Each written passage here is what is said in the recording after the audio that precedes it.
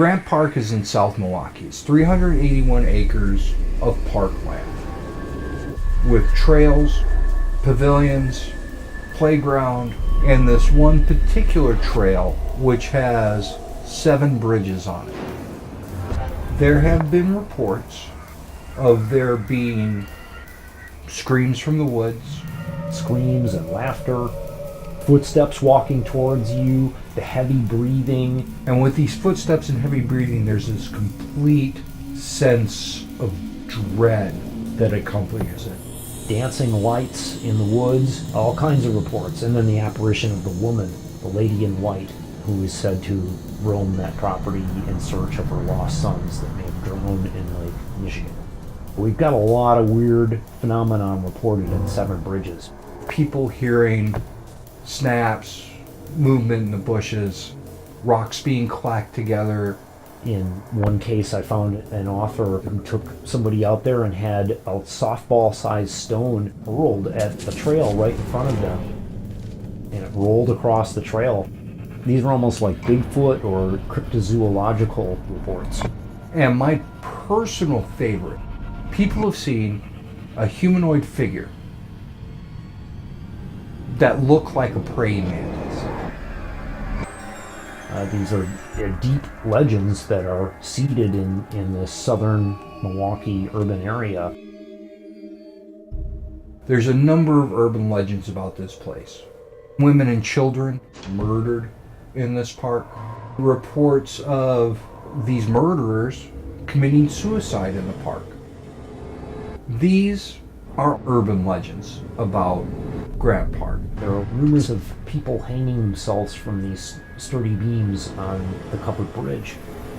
It's a nice clean drop all the way down, and it's very possible that we just haven't found these reports. Whatever's going on at Seven Bridges really started in about the 70s or 80s. It's a fairly recent thing in the history of this land. It was originally settled by a family that immigrated in 1835. They built a homestead, a log cabin, which is no longer there, and a grist mill and a sawmill. You can still find the dam on the property. And then in 1914, they originally started developing this as a park.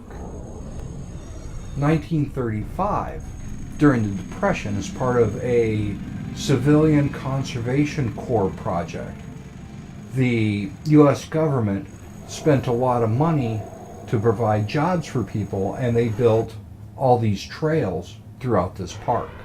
1970s and 80s come, we begin to see reports of this place being possibly haunted. In the 70s, there were a lot of problems. People were going there to party. People were vandalizing the place. In one instance in the 70s, there was a virtual riot with 200 partiers essentially squaring off against the police, throwing rocks at them, and fights with the police, gang violence. People were going there for sexual hookups. So the 70s was a tumultuous time for Seven Bridges, and you really started to see some bad things taking place here. In 1981, a guy was found shot in his car. The gun was found in the car next to him. They found him with a bullet wound to the head. The next day or so, when it was moved to the municipal lot, the victim's car was looted, and his cassette deck was taken out, and cassette tapes were removed, and other objects from the car were removed in a thief job that the brothers of the man said have had to take him like 45 minutes to do, if you can imagine, with all of the blood and the mess inside of this car. There was also a case where somebody overdosed in their car after they'd witnessed a murder. A lot of bad things started to happen. Murders start to occur at this place. We found an instance in November of 2001 where a body was found on the edge of a pond on the north end of the park. We couldn't find a name attached to this person, but July of 2005, a gentleman named Randy House was strangled by the lagoon in Grant Park by a gentleman that was 22 years old. And then on Christmas of 2009, another body was found just off of the beach on Lake Michigan. There was a body found pinned under the rocks where the waves had crashed it underneath the rocks. The body of Brian Kittle was found, a man in his 20s. Very sad.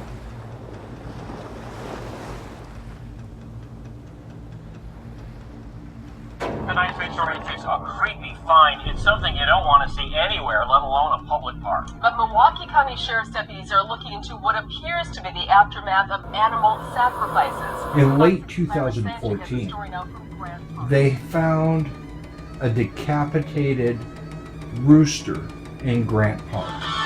This is a South Milwaukee police picture of the rooster that was discovered with its head chopped off. Nearby, tea candles in front of the rooster. There is some concern that ultimately other animals may be involved. Reporting live in Grant Park, Myra Sanchik, Fox 6 News.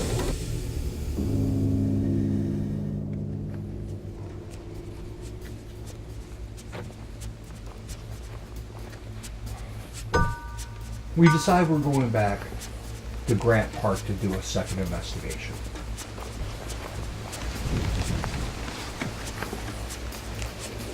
Before going on this investigation, I spoke with someone who had visited Seven Bridges, in specific the playground, with a group of friends in the middle of the night. She heard what sounded like somebody lumbering through the grass behind the playground. She had actually seen a full-bodied apparition of a man wearing coveralls, dragging something along the ground. They made eye contact with him, and the moment they did, this apparition or this figure vanished in thin air. It disappeared. It does really sound like the reports people hear of footsteps and heavy breathing and things make me think of this man in overalls at the scene. It also brings to mind some of these workers that were building this thing in the early 1900s. There were probably men working out there with overalls on, I could imagine. So we start at this playground.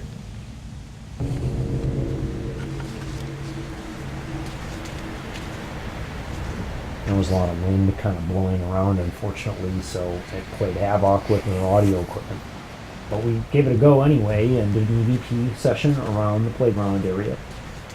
We see Marty taking a piece of equipment out of his backpack and record an EVP. Well, let's put them over here. Light up the K2.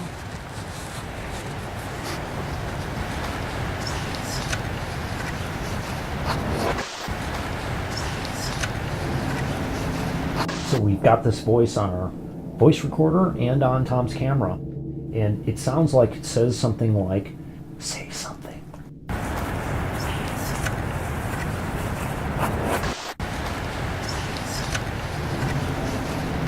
It's clearly not me, and it's not Marty.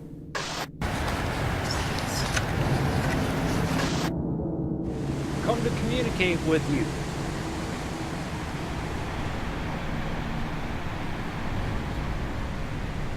Tell us what you were dragging.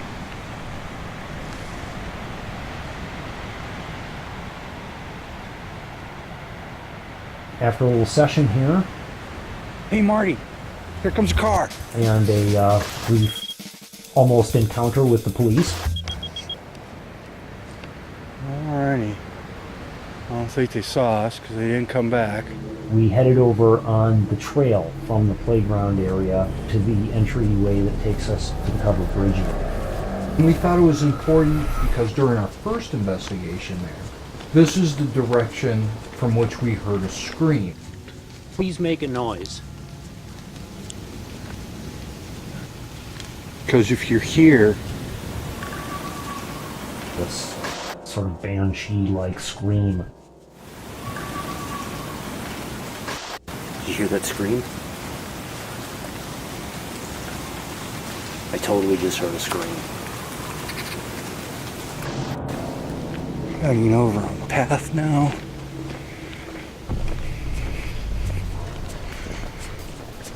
So we headed on the trail, and we stopped at one point for a good long while because it got nice and quiet. And begin to observe the phenomenon around this. This is the direction that we heard the scream from. Yeah, it is. Notice how still and weird it is all of a sudden? And it really got kind of intense and creepy there for a minute. You know, I remember my nerves were super shot. Started getting this feeling like you're being watched. Oh, your nerves, because mine are fried right now. It's dark, really creepy. It's quiet. I keep seeing like a flicker of light in these trees.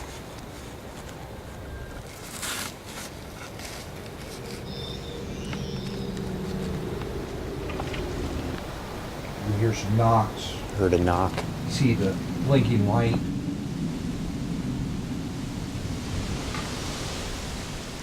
All I keep hearing sounds over here. stuff that people have reported in this park.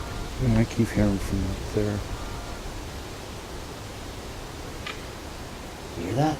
Yeah. Some of these animal noises that we were hearing were pretty weird. Yeah, maybe that was skunk noise.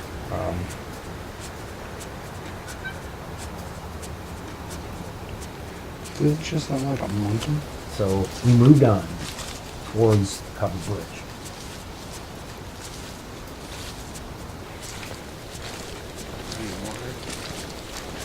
Creek. 20 minutes to 4, we make it to the covered bridge area.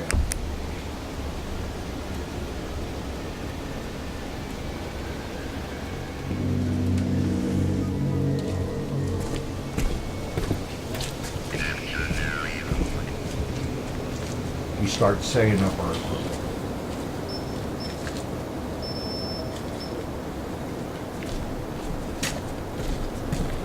Walking down the window.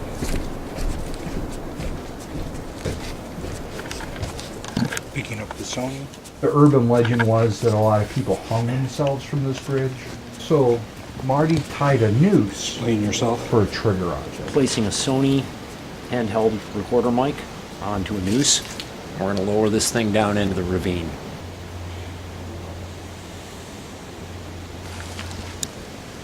There's our noose.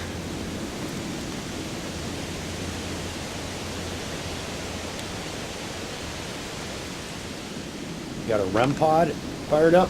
Got our Ovilus fired up in dictionary mode. Got our Rex camera taking pictures down this way towards our shadow detection equipment, which is lit up there with infrared light. The naked eye cannot see that. My name is Marty and this is Tom. We'd like very much to communicate with you. We have a device that you can communicate to us through that will tell us the words that you're speaking. That will. Right as we start doing our VP session, Oh, that's just too creepy. It was right after I said we had this thing that you could talk to us through. Memories? our Ovilus says memories. Can you tell us through that device what your memories are of? So we start on the tack that the Ovilus had set us on. We started using the research we had accrued to try to trigger some of these memories. We start asking some specific questions. Something happened to you in this park?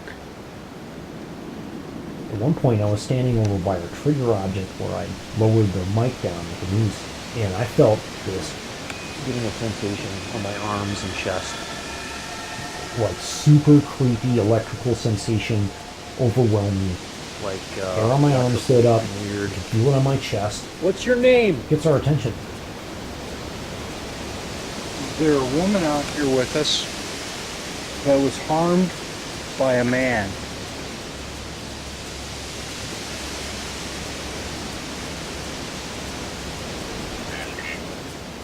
The Ovilus spits out Mandy. It actually said a name. Mandy? Please respond to us. Marty circles around back next to our trigger object. It's getting the chills like right here. For the second time, right over by our trigger object, This is the same spot I was standing in before. I feel this sense of dread, and then this electrical sort of static charge envelop my body.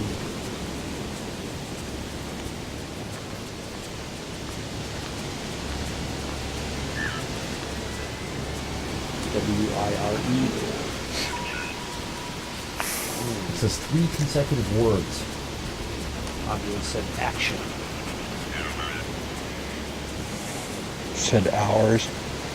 And after it says hours, the camera Marty is using malfunctions. It just turns off. Plenty of batteries on it.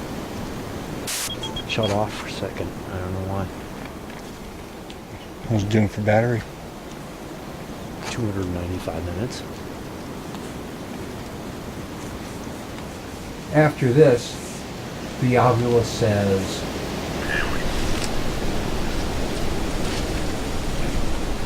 kill. Killed here. Oh, my stomach's really upset right now. I start feeling sick. Start feeling nauseous. Start feeling like I want to throw up. Which is exactly what's happened to people there, including us, on our first investigation. Oh man, I do not feel good. I think it might be Hook. My investigative self kicks in, So where'd you keep feeling the, and it's like, wait a second, Right here. let's take the REM pod and put it in the spot where he keeps experiencing stuff. walk up and touch the antenna on this round thing.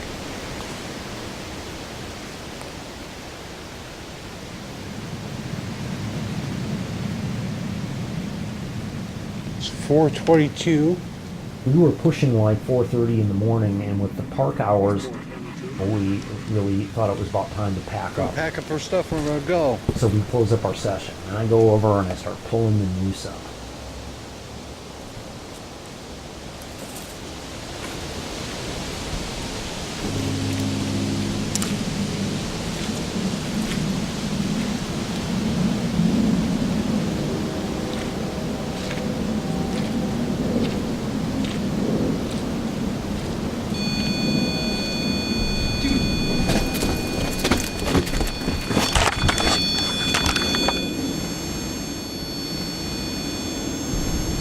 Our REM pod starts alarming. Me and Tom have all our attention on this thing. Luckily, out of the corner of my eye, I see headlights coming down the road towards us. I quick jump on the REM pod, get it to shut up, sitting there trying to get it to turn off. And then we watch the ranger pass by where we're standing down on this bridge. They give you a sizable ticket if they catch you. It was like a really close call. Didn't go off any other time, just when the ranger was coming. Picking up the Sony. We're just done. I'm recording.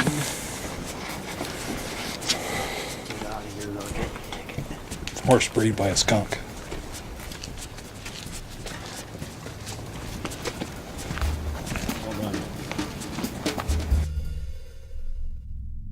There's something about this location that it's very subtle at first, and then it creeps up on you. I felt a lot of anxiety. I felt very anxious. I felt a sense of vertigo. I felt quite dizzy. People report not being able to breathe, the being dizzy, the feeling of panic you get. I'm starting to feel like frantic. I felt, in general, very overwhelmed and anxious at Seven Bridges. For me, there's just something just out of the edge of sight that is waiting to get you.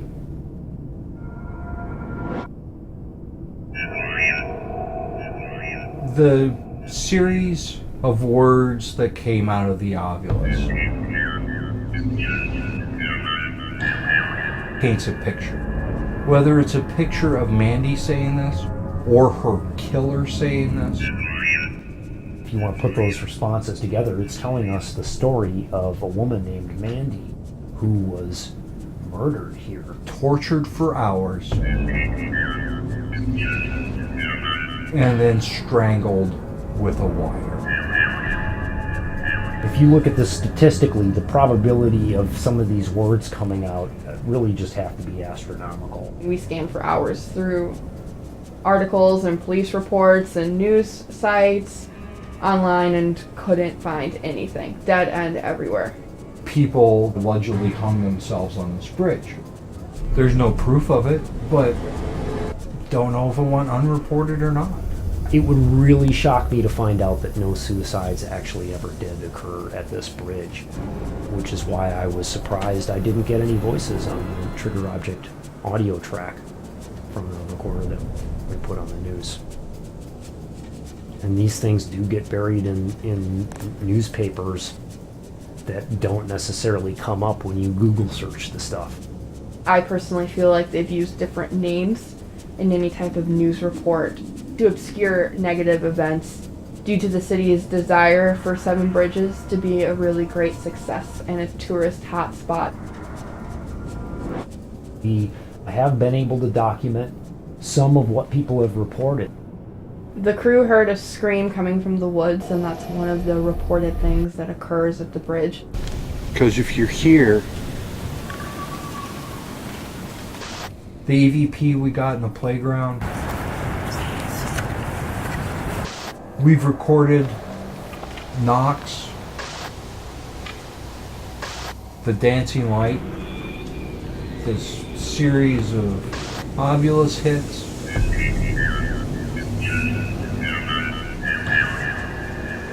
Our first investigation where it said run, the feelings that you get there. I feel really cold and my heart is racing. oh man, I do not feel good. Getting a sensation on my arms and chest. It's a place with some serious negative energy.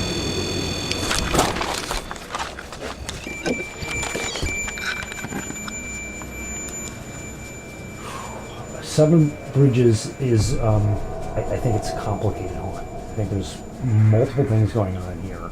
This is a place of reported paranormal activity for decades. We've got everything under the sun, from cryptid reports to apparitions, the man in overalls, and then more recently we have animal sacrifices that are going on there. It has a recorded history of an escalation, I'll just say, of evil.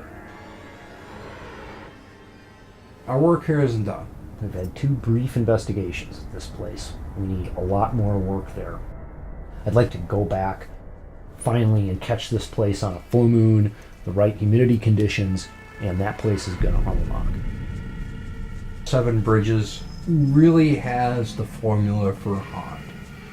The enigmatic and esoteric architecture within Seven Bridges itself was designed, I think, in mind to spiritualism and to the role that nature plays in the paranormal and in the spirit world.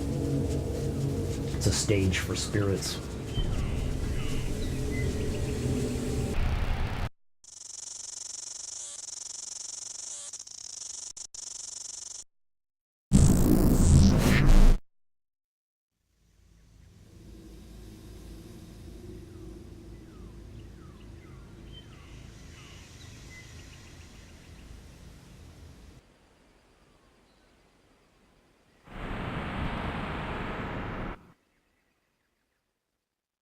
Going with skunks.